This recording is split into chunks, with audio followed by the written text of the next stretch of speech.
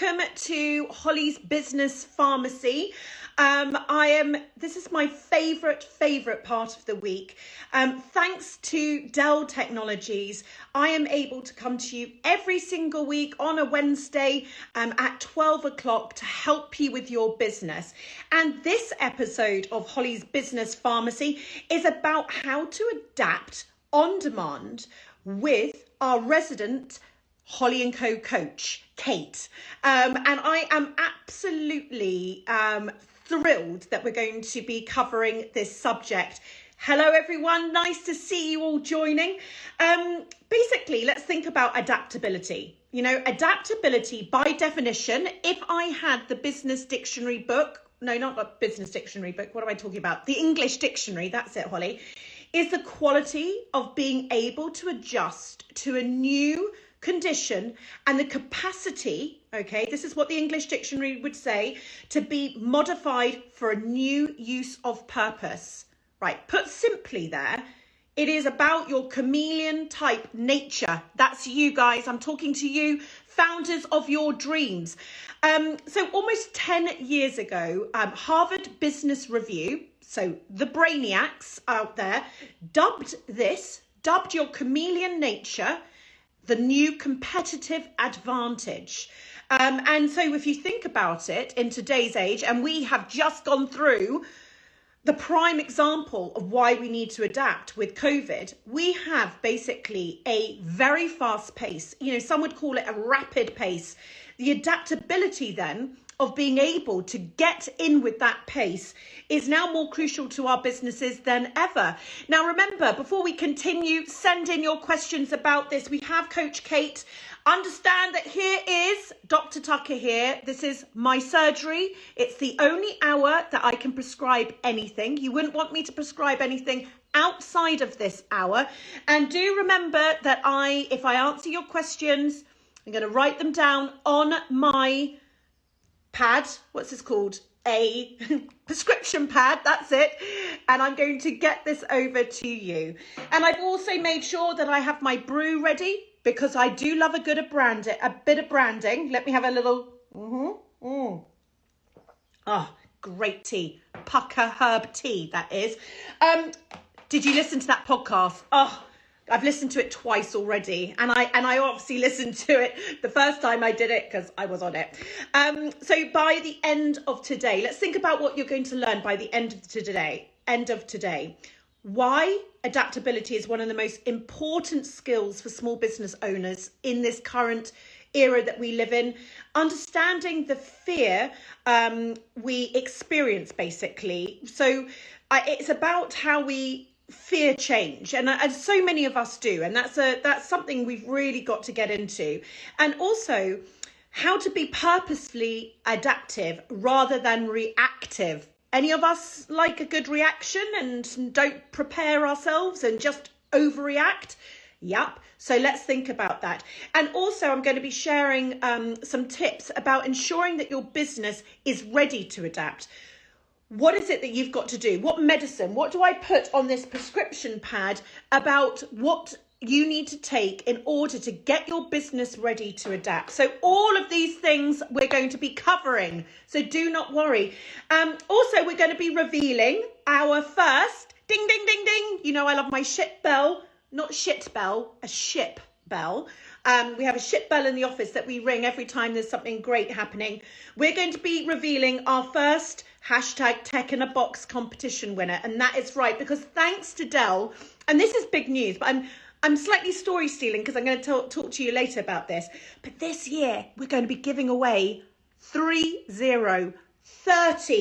Tech-in-a-Boxes to lucky small businesses. And I'm going to talk to you later about this. So I want you to have your notepads ready. I want you to take down the details because this could be you. This year you could get, thanks to Dell Technology, a Tech-in-a-Box, which includes lots of goodies, but it includes the main thing in there, which is a brand new Dell XPS laptop. And that is unbelievable, isn't it? I think we should all give Dell a big thumbs up because I'm going to be giving away 30.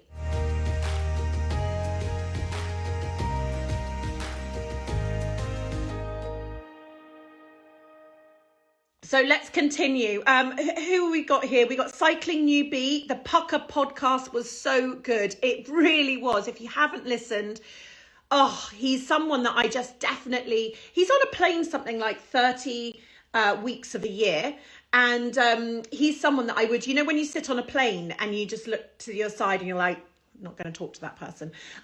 He's someone that I'd be like, wonder what he does.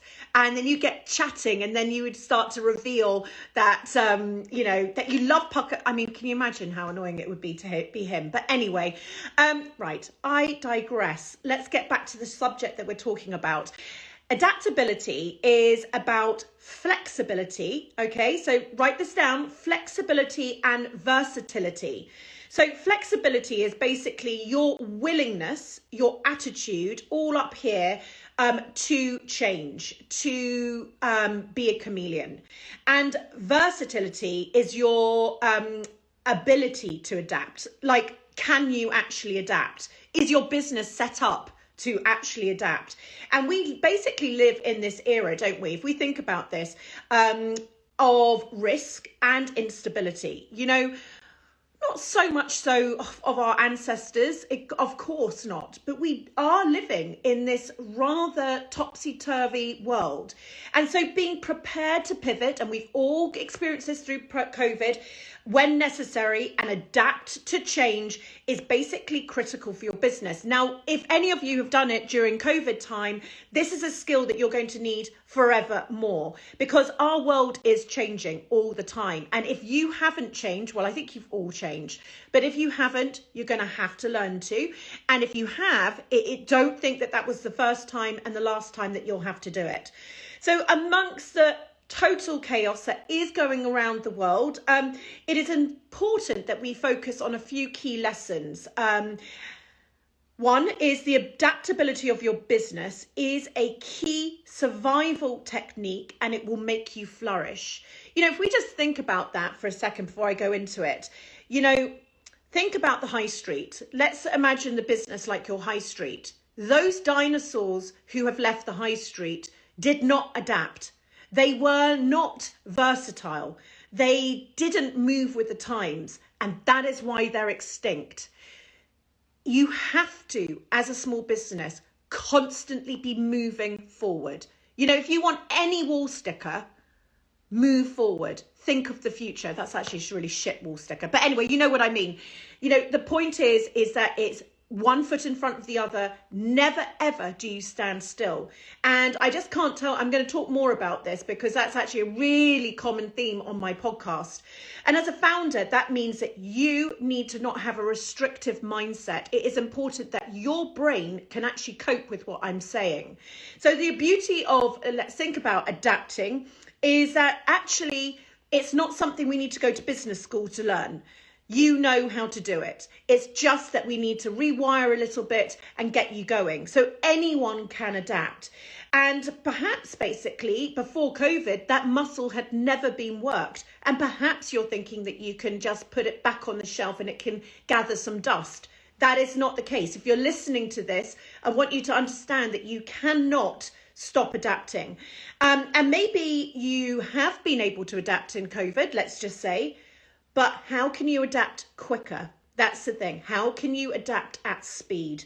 And how can you get out of that fear zone into a productivity zone? And it may be that you also feel that you can't adapt because you're not set up to adapt. Like the very nature of your business makeup means that you cannot adapt. So you might be wanting to all the way, but actually your organization is, the structure is stopping you. We've got Nomad Wine UK. Lovely to see you here. Holly, you're looking fabulous today. Like a fine Burgundy wine. Why, thank you so much. Wild Origin UK, I've had to pivot twice in the last 5 years. It's scary, but worth it. And I bet Wild Origin UK would say that without that adapting, do you know what I mean? Like they're in the right space right now because that they have adapted. Amy Swan, our children also need to learn this skill, adaptability. Absolutely. Let's add it, Amy, to the bloody list of things that our children need to learn at school and not what was Harry learning the other day? Oh, I can't even talk about what he was learning. I was like, you're never going to use that in the history of mankind. You're never going to need this. And yet, anyway, I'm not getting on my soapbox about this. Little Pickle Shop, all about growth mindset. Absolutely. Right. So I take a break. You know, it's that time where it's time for my news bulletin. So a year of lockdown, that's what they have been reporting on the news. We've all seen it. I did a post about it. 23rd of March marked 1 year since Boris Johnson told us that we were in lockdown. And whew, what a year it's been. I'll never forget that moment. I talk about it often, where I sat around the computer as if I was sitting around the wartime radio with Churchill talking about going to war. That's how it felt. And I've really been taking a moment to personally reflect on those who've lost their lives. I bought some wild flower seeds and I've been planting them in the garden. And that was a moment that I just took to really, really think about what has gone on this year. And I am sorry for anybody who has lost a loved one in this past year.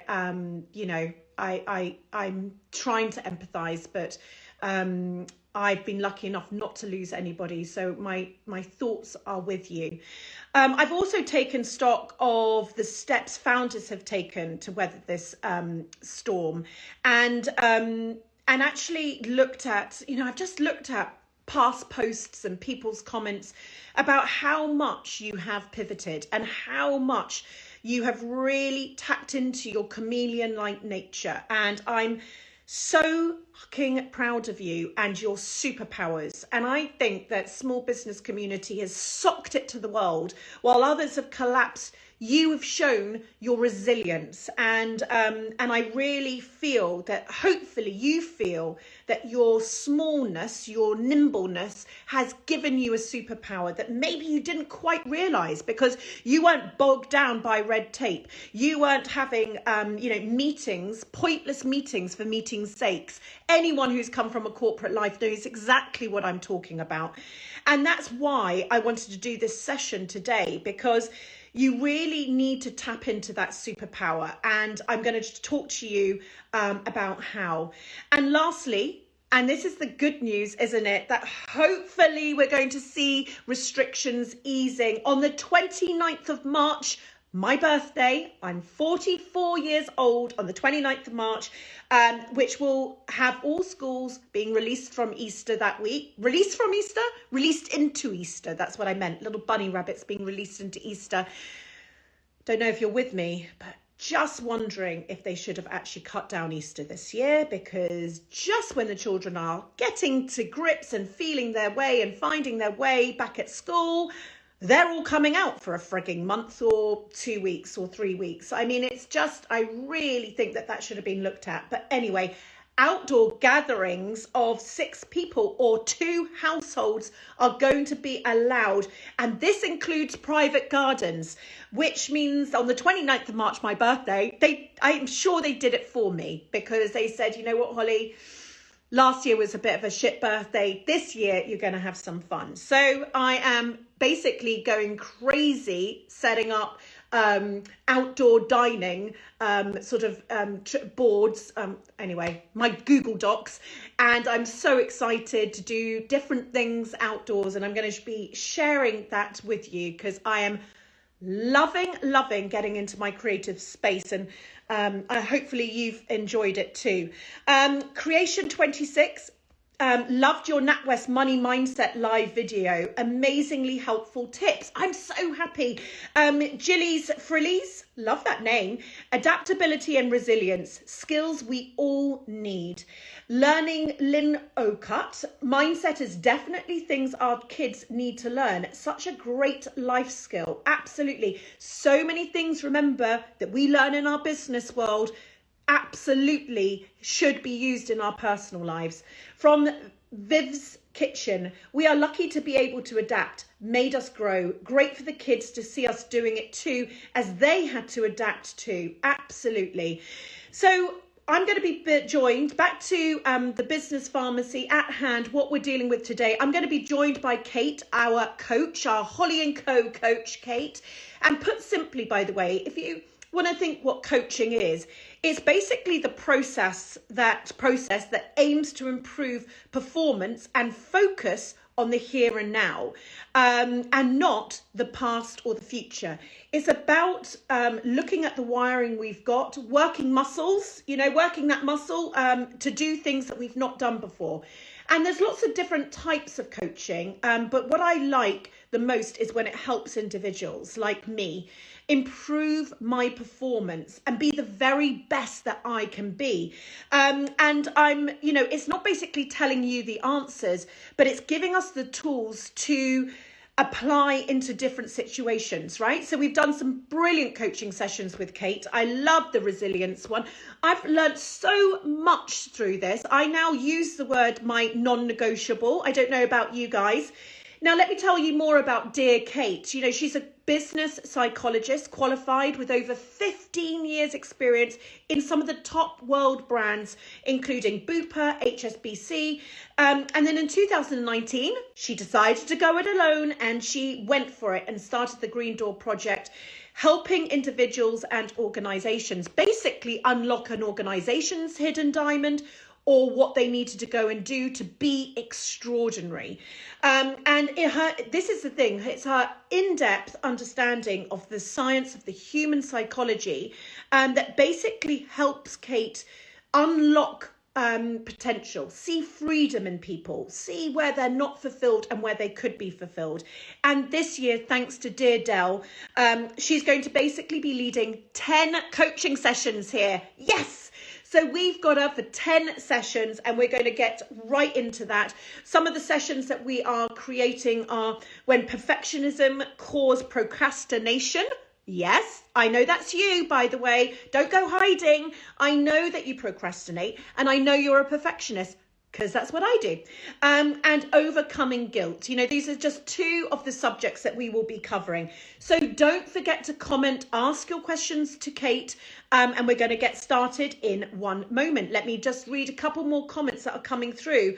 Deloitte, Deolit and Geek.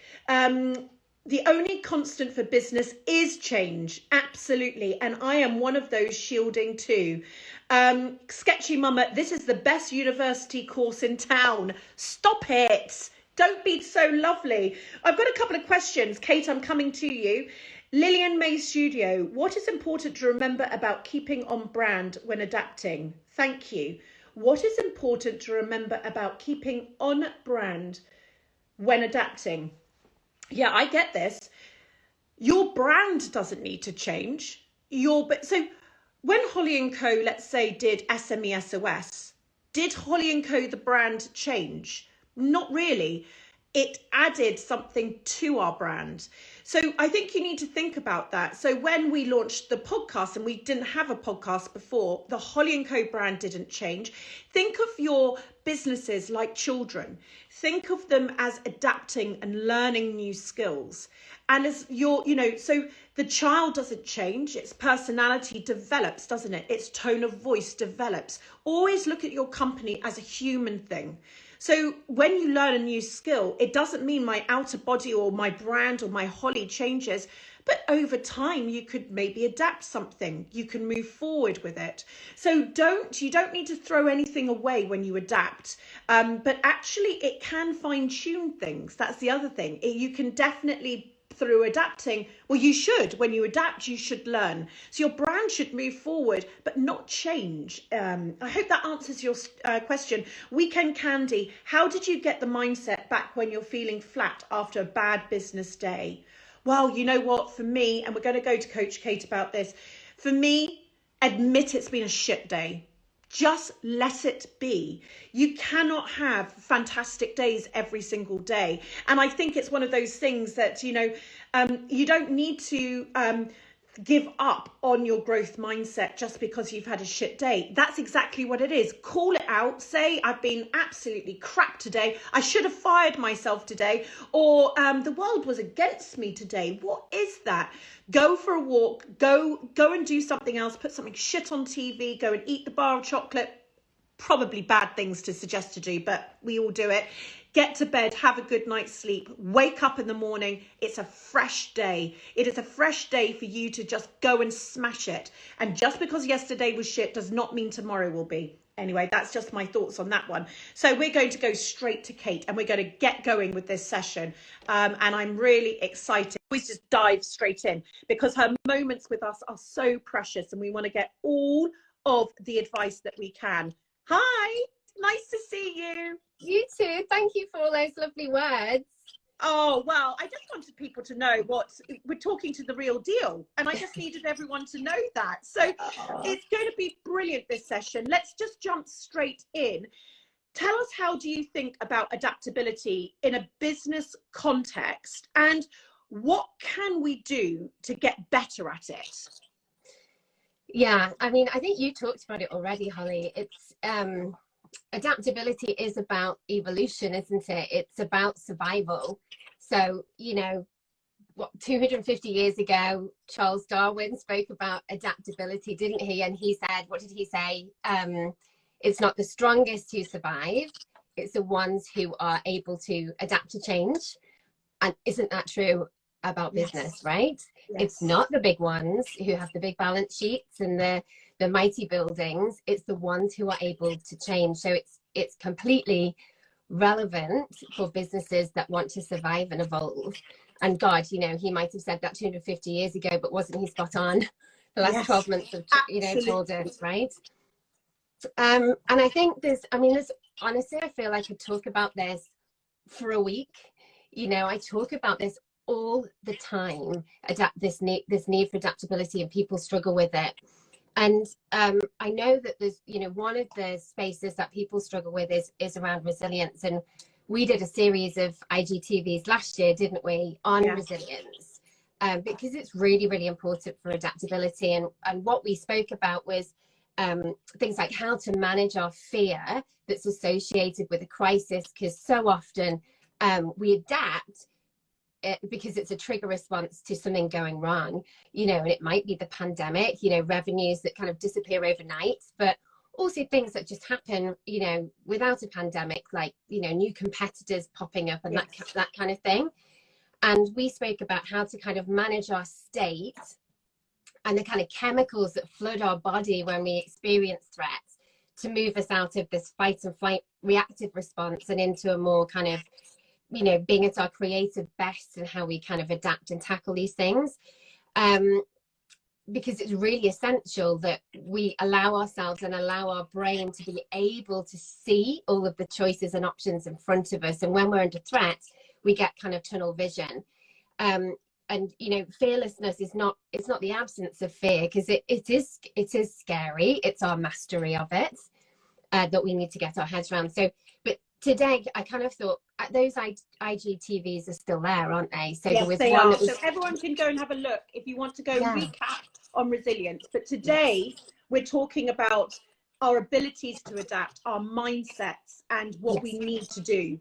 Yes, exactly. And, you know, on the other hand, you know, there's loads of businesses, aren't there, who are saying, actually, we have been flying since the pandemic. You know, we have been doing all sorts of different things. We've been really, really successful. We've sprung into action. We're in survival mode. And it just shows like what warriors, you know, are in this small business community. It's, you know, it's a real strength. But, you know, pandemic aside, like, wouldn't that be nice? But, you know, once the pandemic is over, the truth is that the rate of change is not going to go anywhere. You know, it's here to stay, and it's part of our all of our business lives, part of our lives, you know, in general. So whilst we get quite a short-term kind of buzz and, you know, a sense of camaraderie around kind of adapting due to crisis or things going wrong, actually it's not really a sort of viable long-term option for how we run our businesses, because one, we limit our potential because we are responding from a place of threat, and also we run the high risk of, you know, overwhelm and burnout over time. So what we need to do is turn adaptability into our superpower, so it becomes kind of shifts from being reactive to being purposeful, so we can adapt on demand. Now, I do have some more artwork to show you. Do you remember my artwork from a while ago? Yes. I will tell people, I know there's lots of artists out there, and I know some people were a little bit envious last time, so don't be jealous. There were so many orders that they just wanted your artwork. You know, it was incredible. You've got some talent. Thank you. Well, let's go with it. So here's my artwork for today. Does this work? It does. Look, you've done that backwards. So what we're trying to do, here's the skill, is this is just not like day to day. So our business as usual thinking, we're just kind of trucking along, you know, just managing the business, you know, day to day without any particular events happening. This here is my representation of a crisis. I know it's pretty good. You can see, you can see. So what happens is we move from just trucking along, crisis hits like the pandemic or whatever it might be. We then go into adapt mode. So we think of all these different things we could do, and then hopefully we move back up here and we go into thriving, and our business propels forward in new and exciting ways. Now, what we want to do is circumnavigate the crisis so that we're adapting on demand. So we want to be infusing this into our DNA. So we're actually going constantly from, okay, this is just our normal way of operating, to this continuous cycle of let's always be adapting so we can thrive, always be adapting without needing a crisis to trigger us into doing it. So it's about adapting on demand. Got you. This is so good. So what are some of the ways that we can do this? Because many businesses say that they know they need to be adaptive, right? But they don't know actually where to start, you know, so that's why potentially we're also reactive, because actually it's the crisis that makes us start. And it's one of the things that I really want to get into the small business mindset, is how we've all got to try and get out of being reactive just generally in our small businesses. It doesn't help anybody. It doesn't help your mental health, does it? So tell me about some of the ways that we can do this. Yeah, and you know, there's loads, but I've thought of a few, but there are lots. So here's a really important one, right? So imagine your business is a nightclub, or like Strictly Come Dancing ballroom. So what we need to do, Natalie tells me I need props. I was like, oh, this is it. Use this one today. So imagine your business is a nightclub or Strictly Come Dancing ballroom. What you need to do, we need to do as business owners, is we need to get off the dance floor, and we need to get onto the balcony of our businesses. So it's really easy, especially in early days when, you know, we're perhaps like small but mighty teams, to get caught in the weeds of our business, because we're leading it kind of from the epicenter of the business. You know, it's fast paced. We spend our days dealing with the things and the stuff, the to-do list, the customer issues, the team issues, getting ready for Easter promotions, you know, and we're managing our short-term futures, and we're knee-deep in the day-to-day, and we're kind of spinning around the dance floor. And all of our mental and physical energy is directed at the tasks. And we spend our days looking inside of our business, managing tasks, troubleshooting. But if we want to be adaptive, what we also need to do is look over our business and out. Okay, so we need to start seeing our business from a different perspective. So a bird's eye view, looking around it, and then get curious and ask yourself, you know, what's really going on here? Because what will looking over and out give you, you know, if you approach that with, you know, an open mind, open heart, open will, you start to see things that you couldn't previously see about your business, because you see a systems perspective, you see the whole picture. So you can connect to your customers, you have a different perspective. What is it that they're seeing, feeling, saying, doing, loving, hating, needing? You see the market around us, competitors, you know, market conditions, threats, opportunities. You see the team in a different way, and how, you know, patterns in the way you work, processes, team dynamics, skills, gaps, opportunities to pattern interrupt. You know, the way it's always been around here is ...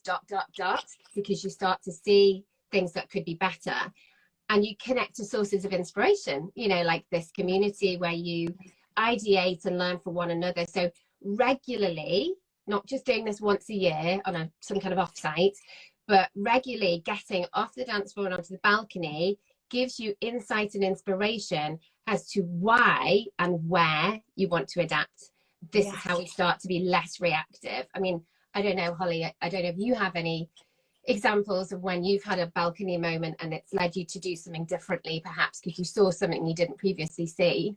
You know what's so weird? I was only thinking about this the other day. It's so funny you asked me, because 2 years ago, I think it's like 2 years ago now, I made the most difficult decision to shut my deli slash restaurant slash bar.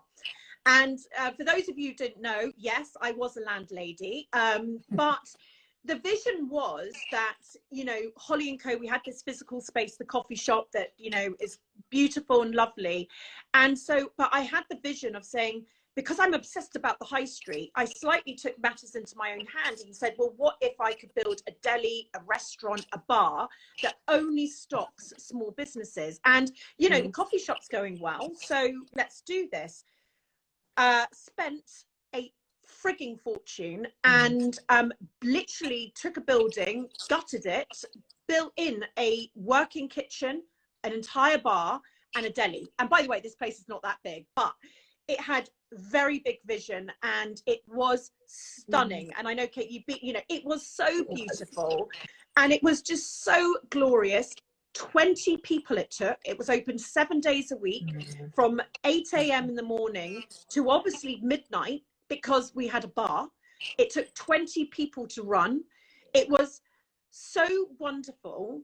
And then it wasn't, because actually what was happening was, number one, I reflected on this and I was on 24 hours a day, because when you have a physical space that there are people coming into your premises at 11 o'clock at night and at 8 o'clock in the morning and you're the boss, I was sort of alive and on it all the time. And then because it was alive, it was causing so many conversations, churn. The WhatsApp was going crazy all the time, booking in, you know, staffing, shifts, patterns, were the candles selling, were the mugs selling? And then it got to a point where I was having so many conversations, and the team will not tell me this is true, right, about chicken sandwiches, right? So there I was, on one hand, saying, I want to change the world. I'm going to be here till I'm 90. I want to help children education, learn entrepreneurism. I want to help women start businesses. And I want to help everybody build a business doing what they love. And then the fourth one was, and how many chicken sandwiches were sold, right? And I was going, if I hear about chicken, firstly, it was the most delicious chicken sandwich, but yeah, it really was. This is crazy. This is nuts. And I was on the dance floor with my chicken sandwich, doing like a little bit of a dance continuously. And then I got on the balcony and I realized this is nuts. Yeah. And it wasn't doing well. We were hemorrhaging money all the time, every day. People didn't want to pay for the chicken sandwich because we bought the chicken fairly, we bought the bread from a small business, the butter was from a small business, the salad, and people were talking about that they didn't want to pay the £7-8 for that sandwich. And I was on the dance floor still talking about it. So I got on the balcony, made such a hard decision. I lost so much money. And by the way, this is precious money that we didn't even have to build Holly and Co. And I pulled the plug. 24 hours. I just literally said, and this had killed the entire team. We had worked so hard to renovate the place, get all the staff in. Can you imagine? But I got on the balcony and I said, enough, because this is going to, the more money we lose, the less money I can go and help women, children, and people doing what they love. And someone's got to make that hard decision. And guess what? That was my adaptability. And I feel like as long as I'm on the balcony, I'm okay with adapting. And then what you've got to do is try and help everybody else do it, right? But Absolutely. You've got to have that balcony moment. So yeah, that is a story about, hopefully that sort of, I think, demonstrates what we're talking about. 100%. And, you know, it takes real courage, doesn't it? You know, that story shows it, you know, has it in bucket list. I know that was a really difficult, you know, even emotional decision for you. But, you know, that's the thing, isn't it? What you've done there, back to that question about brand, you were really clear on your purpose as a business, and that's your North Star. you're really clear on your values and what you're there to do and achieve in the world and how you're going to do it, and you're really clear on your customer needs, and actually by being on the balcony and staying connected to that, and then seeing how that's playing out, you start to make some of these tweaks, don't you? So evolution and adaptability is born out of a constant curiosity. So constantly asking questions about your business and not being complacent, you know, like you talked about some of the dinosaurs, it's a mistake Nokia made, you know, didn't look out. Yes. And, you know, in business psychology world where I live, you know, the businesses are trying to measure this. So they're looking at some of the traits that allow us to be more adaptable. Like, it's called AQ. So alongside like EQ for our emotional intelligence and our IQ, they're looking at AQ, and you can develop it, right? So the best way to do it is to practice, and it's practicing getting curious, getting out your comfort zone, trying new things. And honestly, there is not a single business that I'm working with right now that's not asking me about this. Kate, or, you know, Green Door Projects, my business, how do we become more adaptable?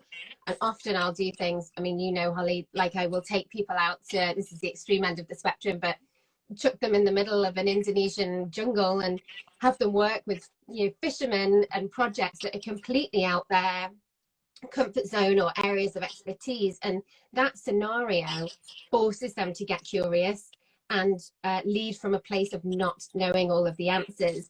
They learn that, and then they can apply it in their own business. And there's all sorts of ways we can do that. You know, we need to get out of our comfort zone, try something new, practice curiosity, because this is how, you know, we adapt. And it's not easy, especially for the juggernauts. But this community, like you said, is small, is nimble, is creative. It's in our DNA. It's just about getting the right mindset and setting an intention to adapt on demand. Oh, I love that. So think about what do you think about sort of experimenting? Well, that's what you need to do next, isn't it? That's where the rubber, you know, hits the road. So I think the first step is, you know, once we're grounded in the why and the where we want to adapt, it's time to respond. Okay. And that does mean experimenting, because the only way for us to actually adapt is to experiment. So that might be, you know, new product ranges, services, you know, marketing, processes, different customer groups, all sorts of things we can do. And as creative people, you know, creative people are always thinking about, you know, the next thing and, you know, what else is out there. But if we don't give ourselves the permission and the space and the freedom to then experiment, like we are going to stagnate, because experimentation is, you know, the lifeblood of adaptation. I think what people find hard with experimentation is, obviously, by the very nature of it, it might not deliver the outcomes that you'd hope for, you know.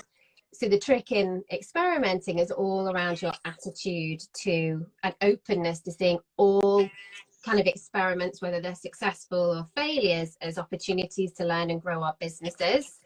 So, you know, it is about this shift from kind of feeling like I need to know it all and put out the perfect product, to a learn it all, where I can start to prototype and put things out and see successes and failures as equally valuable. You know, something worked well, why was that? Like, what is it that people love? What is it that we did? How can we replicate that? What surprised us? Something didn't go as I had expected. Well, what surprised us there? What did we learn? You know, what needs aren't met? What does that tell us about other things in our business that can actually help us grow? And that can feel scary, but I also think, I mean, you will have a view on this, Holly, I'm sure, but I think people can now have the permission to take customers with them on the journey. I think there's so much more acceptance that businesses are learning as they go along now, and people like to have a voice. So ask for feedback, you know, be authentic in how you respond to that, and be vulnerable, because I think people connect to that, and sometimes it can be an opportunity to build more of an emotional connection, you know, to your brand. Yeah, I agree. And I think also it's about empowering other people and slightly letting go, because I think that the number one, what you just said is, I was just thinking about companies I respect most tell me that they tried something and it didn't work. And I always think to myself, I'm sure the community thinks the same, like, how cool is that? That they're not just doing their day job, they're trying things and then they're not working, but they're moving forward with some knowledge. And I always sort of look enviously at them, because I think that for a brand point of view, I think it's one of the coolest things that you can be doing. And it's also, if we think about our story, you know, taking people with us is one of the biggest marketing amplification tools that we have. So by experimenting, just even if you just think about it, it's content, right? It's actually stuff to tell people. It shows that you're alive and it shows that you're active.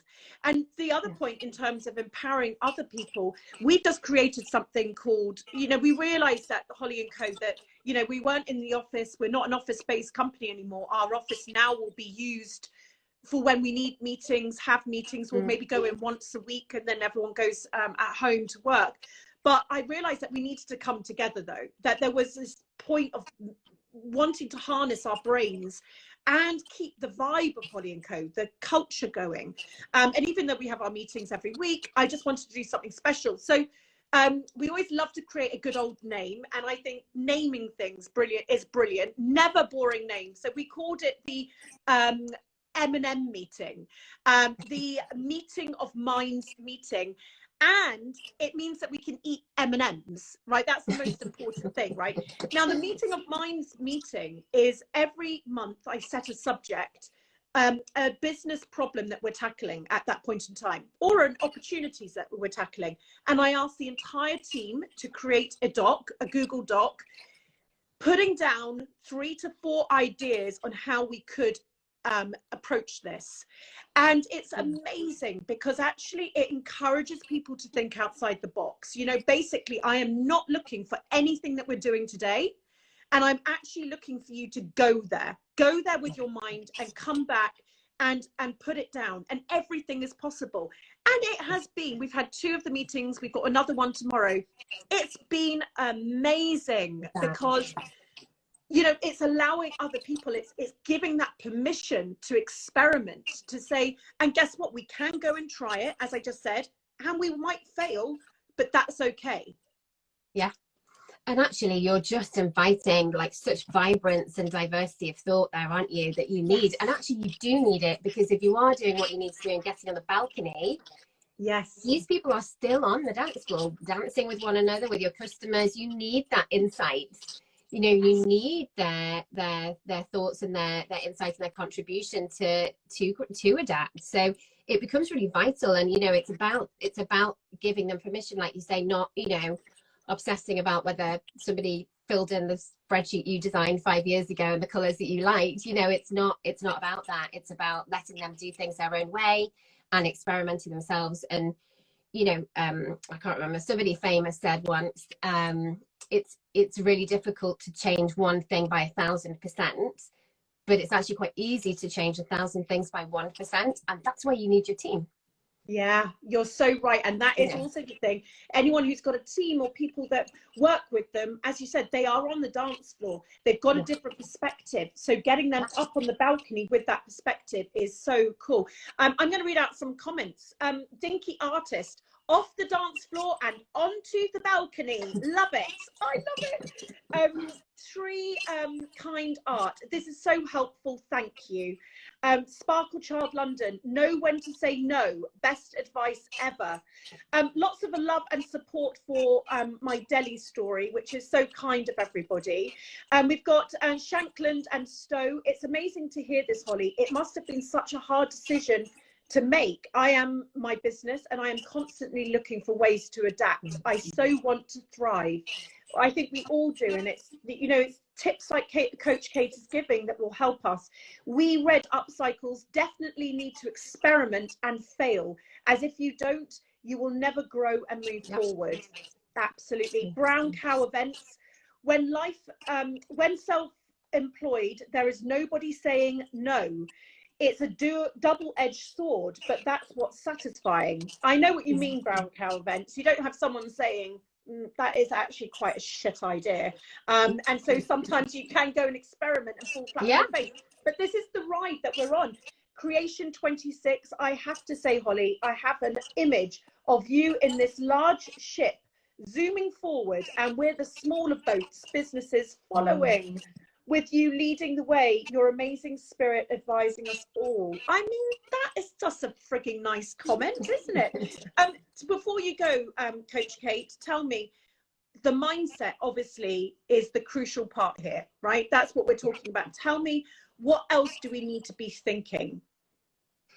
Yeah, I mean, I suppose I would say mindset, but it's true. You know, it's absolutely true. And there's a few aspects of mindset that can really help. And mainly they're connected, I think, with adaptability to kind of generating like belief and courage.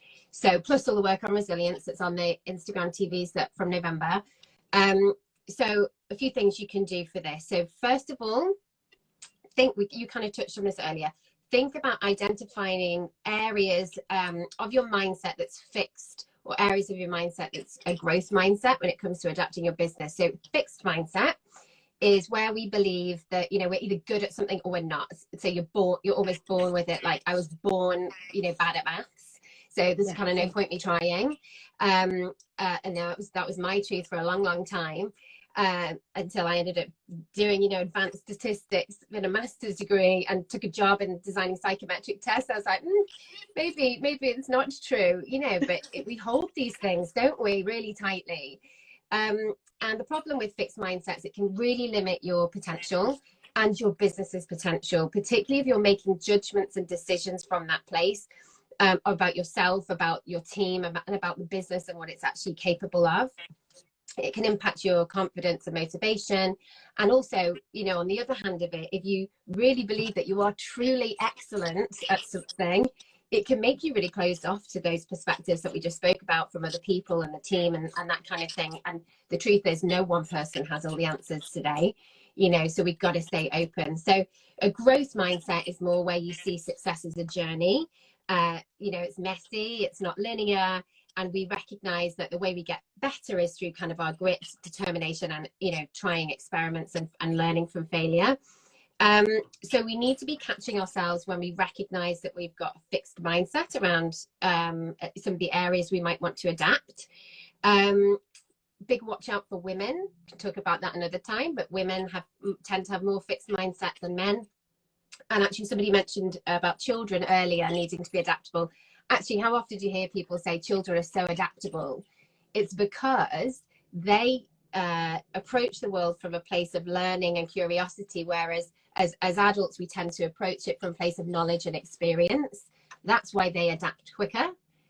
So embrace your inner child. The second thing is about managing self-limiting beliefs. So we've spoken about this before. So self-limiting beliefs sound like, you know, I can't, I have to, I need to. So, you know, I can't try this new product because I have to manage the operations. I don't know if it will work. I need clarity to be able to do this thing. Once you've identified them, press pause and ask yourself, actually, what else might be true here? So, okay, well, actually, there's some areas of operations I could delegate that might give me the space to try that new product, or a harder truth, which might be, I need to have clarity. Well, actually, there isn't true certainty. So perhaps how might I get more comfortable with being uncomfortable and take some more calculated risks? And self-limiting beliefs are designed to keep us safe, but what they do is stop us from growing. Spot them, work them through. Instead of saying, you know, I can't, ask, you know, how might we? Third thing is growth mindset, genius mindset, which I speak about quite a bit, which is believing that we're resourceful people and trusting our ability to adapt. So when we're nervous and unsure, tap into our life history. There's loads of examples where we've done it, you know, new schools, uni, first jobs, starting our own business in the first place, you know, becoming parents, school of life. And our takeaways from that can help us in business. And write some positive affirmations around that, like, I'm open to new experiences, I make good decisions, you know, I can adapt, you know, it doesn't have to be perfect the first time. There's a science behind affirmations. If you say you say them to you often enough, say them to yourself often enough, your brain rewires and you start to be able to adapt more quickly. It's true. Isn't it something like 30 days? I've done this before, you know, 30 days of reading an affirmation into the mirror over and over again. actually scientifically changes the way you think. Absolutely. And do you know, so many years before we didn't have this kind of like understanding of neuroscience, we didn't have the science behind it. I used to kind of like silently shake my head at, you know, big ego people, be like, oh, the fluffy stuff, you know, the touchy-feely, and what a big miss. You know, these are business levers to pull. And I used to just think, well, more for you, you know, you could be working on this. And they're the dinosaurs. They are the dinosaurs who've all crumbled. You know, 100%. that's the point. 100%. And I have one last. Oh, go on. Go on. Yeah, sorry. No, you go on. I had one last random one, and I bumped into Gabby actually on a run the other day, and I told her I just had this thought that maybe I should share. It's a bit random, but I was telling you the other day, I walk in the winter and I run in the summer, and so I've just started running again. And I said to my husband, God, like the difference it makes to my day and like how I approach it and the mindset that I approach things with, it just feels much more positive and creative. And I realized it wasn't actually just the run. It was because I listened to this, to my playlist, and I created one for my daughter that she's 6 and we call it the Strong Girls Club playlist. And it's all like belief, you know, empowerment kind of songs. And I realized that I think it's because I'm like connecting to these lyrics, and you know, they're kind of, I'm sort of absorbing them, and it's just changing my thought processes and state.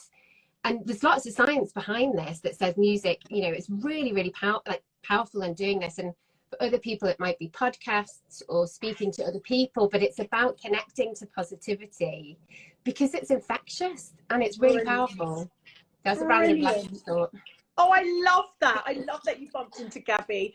Kate, this has just been so fantastic. I've got a couple more comments before I'm going to need to leave you, but we could talk to you all day long. We love Chapel Place. Fail equals first attempt in learning. FAIL. I love that. What work designs, always learning. New skills mean more confidence. I did A-level maths at 40 as part of understanding finance. Yes, not all new skills are about creativity. Absolutely, I love that. Thread joy, thread gloss, change the self-narrative. Change I'm not good at maths to I'm not good at maths yet. Yeah. And that is just such a great one. Kate, so many great pieces of advice there. Thank you so much for your time today. And this will be saved, won't it, in IGTV, the library, so that people can have a look at it. Bless you. Thank you so much. Thanks for having me. I'm going to see you soon. Take care. Thanks.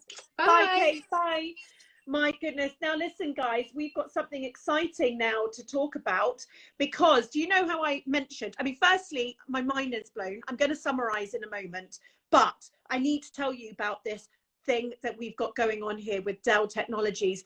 30 lucky small businesses are going to be able to win Tech in a Box, which includes a Dell XPS laptop, 1 year's McAfee small business security subscription, and lots of other goodies in that box. So drum roll, can I see the drum roll please, because I'm going to announce the first winner of Tech in a Box thanks to Dell is, drum roll, drum roll, drum roll. I know there is a little delay, but I'll just pretend that you're doing drum rolls. The Trawden Forest Fairies. And this is someone who has won the first Dell Tech in a Box. Now, normally this is the moment where I'd ask them to be joining me and celebrating and have a little chat. But actually, the Trawden Forest Fairies, they've never revealed their actual true identity. We do not want to ruin the magic. They're basically the Banksy of the fairy world, sharing a little bit of magic around the world. But so whilst they couldn't join, their special fairy has apparently written me a letter.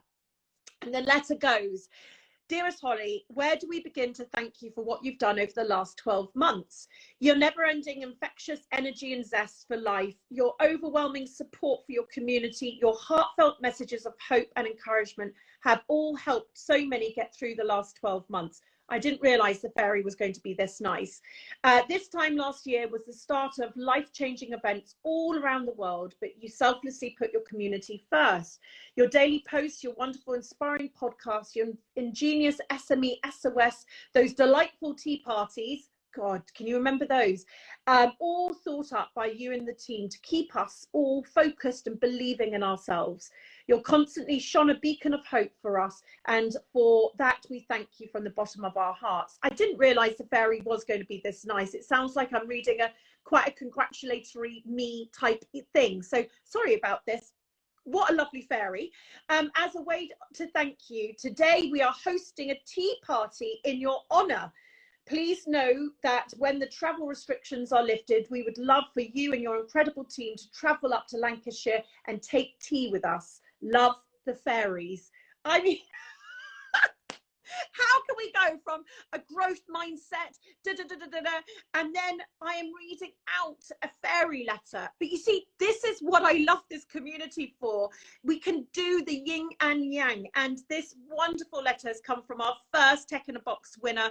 That is just so wonderful. Now listen, if you would like to be in a chance to win this Tech in a Box, all you need to do, here, write this down, it's super easy, is tell me why using a hashtag Tech in a Box prize would change your business journey. I want you to write to me in a heartfelt way. I want you to tell me the truth about what you're going through, what your business is going through, and tell me why winning a Tech in a Box by Dell would change your business's life. Go to holly&co, the website, to find out more information. Right, I've got 3 minutes, and let me just recap on the amazing session that we've had today. 3 questions I want you to ask yourself. What procedures do you have in place for disruption? So I want you to think about restaurants turning, into takeaway. I want you to think about pivoting, but what procedures do you have in place for disruption? How is your business organized? Are you able to be flexible? Remember what flexibility means. Businesses that have never allowed working from home struggle to get up to speed with the pandemic. And basically, people that had that working from home already in their business were able to adapt quicker. That's an example, by the way. Are there opportunities for your key employees or your employees or the people around you to make decisions? And are they getting held up because basically you're never available to be there? You're never on the balcony with them? I really want you to think about releasing that control and giving it out so that you can really nurture the mindset and the hive mentality of your team to think on the balcony with you. And some of the greatest human creations and innovations have come whilst in dire need to adapt. So Albert Einstein said the measure of intelligence is the ability to change. So if you don't believe old Holly here with the headband and the red glasses, I'd like you to believe Albert Einstein, okay? Because he sort of knew what he was talking about. So embrace the change and allow for these situations to help improve you and your business. So today has all been about adaptability, about flexibility, about that growth mindset. Thank you, Dell, for supporting me doing this every single week with the Holly's Business Pharmacy. It's here every single week, Wednesday at 12 o'clock. You're the most amazing community. Your willingness to thrive is infectious. All my love to you all, and have a brilliant day.